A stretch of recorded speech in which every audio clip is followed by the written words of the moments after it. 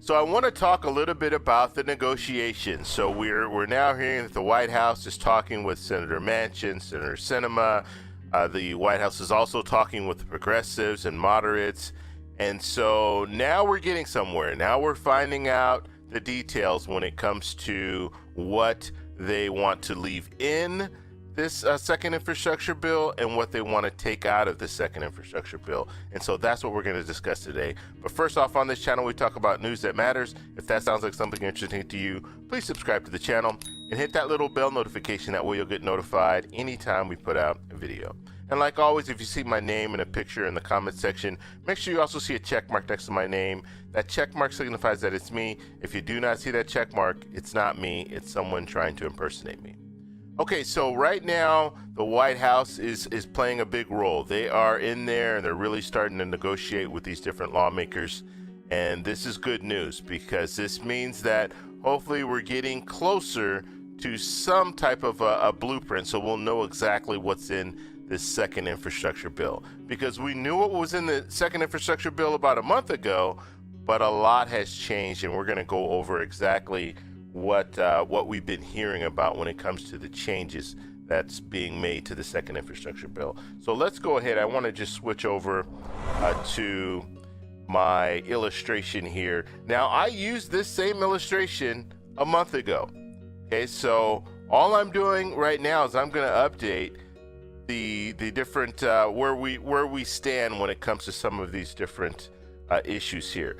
Now, I'm going to start here, and then I'm going to work my way around, and then we'll come down to the gray area, because the gray area, those are the different proposals that we heard about 7-8 months ago, and now we're not hearing too much about. So it could be a situation where those things will not find their way in the second infrastructure bill. And the second infrastructure bill, this is the $3.5 trillion bill. This is the human infrastructure. So you have the first infrastructure bill that has been approved in the Senate. It's now sitting in the House, and we're working on that second infrastructure bill. Once that second infrastructure bill gets approved, then they want to pass them both at the same time. And I'm even hearing talk that the White House right now they might work on that first infrastructure bill and tell the House, hey, look, pass that first infrastructure bill, and the White House will say, look, to all the progressives, the moderates, the people who are kind of on the fence right now, if they don't want to move with that first infrastructure bill without the second, I think President Biden is going to play that mediator and say, look, let's pass that first infrastructure bill with the promise that that second infrastructure bill will pass soon after. So that's kind of the strategy right now that I think they're going to start to talk a little bit more about, because the president wants a win. He needs a win right now because his approval rating is really starting to drop. And so they need this. This is going to be something big for the American people, and they think this would definitely help when it comes to re-election, as well as when it comes to the midterm election. Okay, so let's go ahead and take a look at where we are right now. So universal pre-K. So universal pre-K, the good news is we haven't heard anything really of them wanting to take this out. So it looks like this will still be in the proposal, the 2.0, or I say 2.2 to 1.9 because that's where I think we are. But when it comes to that second infrastructure bill, I think that this is going to stay in there. Now, 2 years of free community college. Guess what? At the current time, the talk is that they want to take that free community college out. So that might not make it in this proposal here. Paid family leave. Now, paid family leave, what they want to do, and I'll put a question mark here, is because the talk is they want to reduce it. So have paid family leave, but make it 4 weeks. So we're going to have to see how they negotiate this, but that's the talk right now. Now, the federal support for child care and elder care. This, I think, will stay in. I haven't heard anything about them taking this out, and so we're going to stick with this staying in the proposal. Now, the convert to fossil fuels, okay, so when it comes to clean energy, let's just talk about that.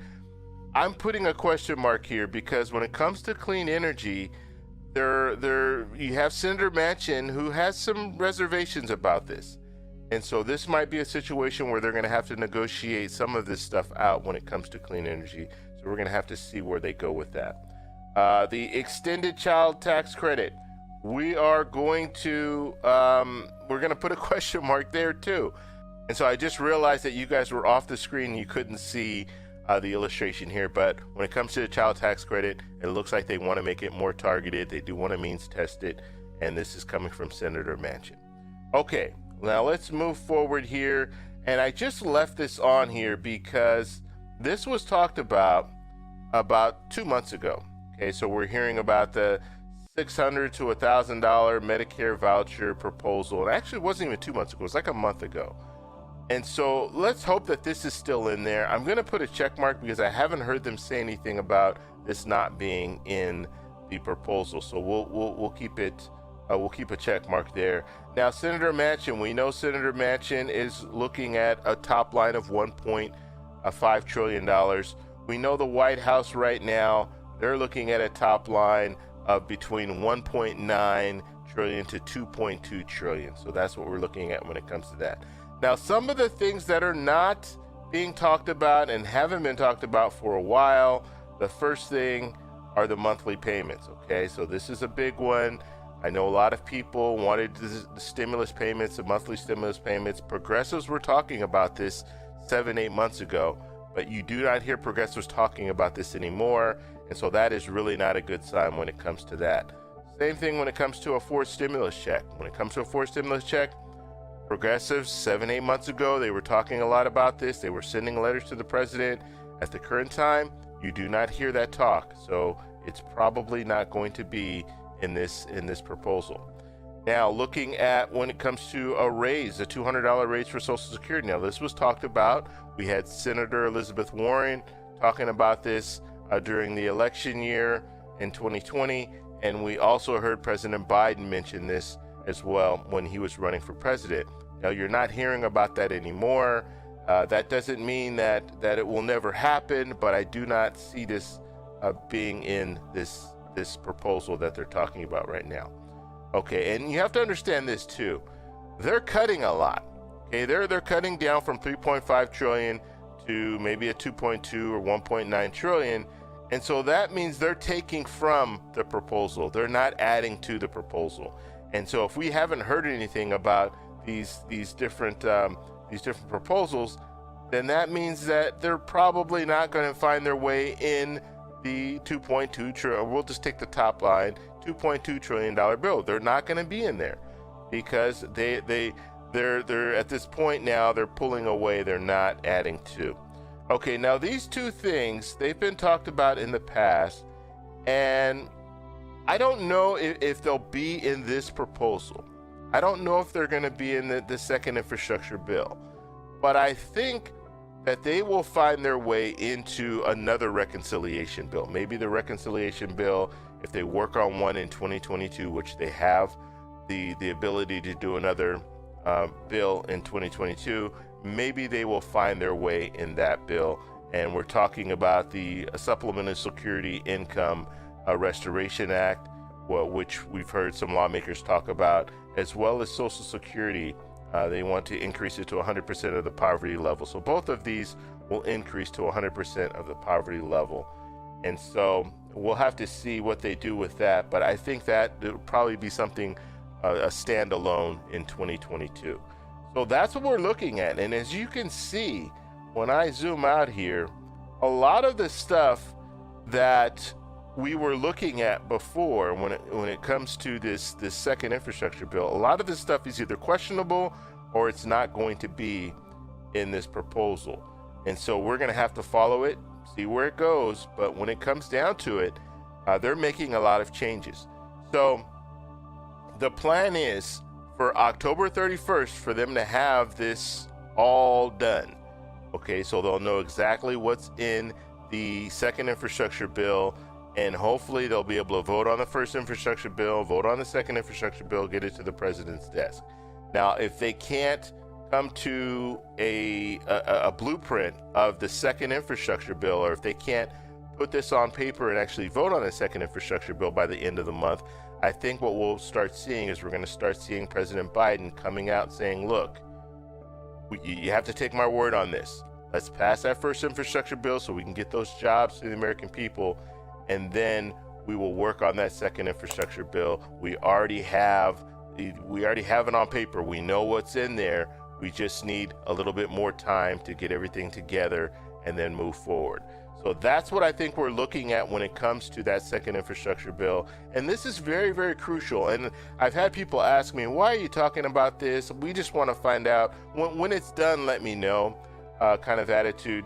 But you have to understand, when you talk like that, you're looking at a situation where you're just going to accept whatever goes through.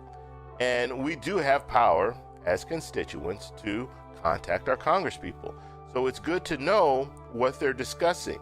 So if it's something like, let's say, free community college, and that's something that's very, very important to you, and you hear that that's on the chopping block, you can contact your congressperson and let them know, look, I want this in this next proposal, and this is why.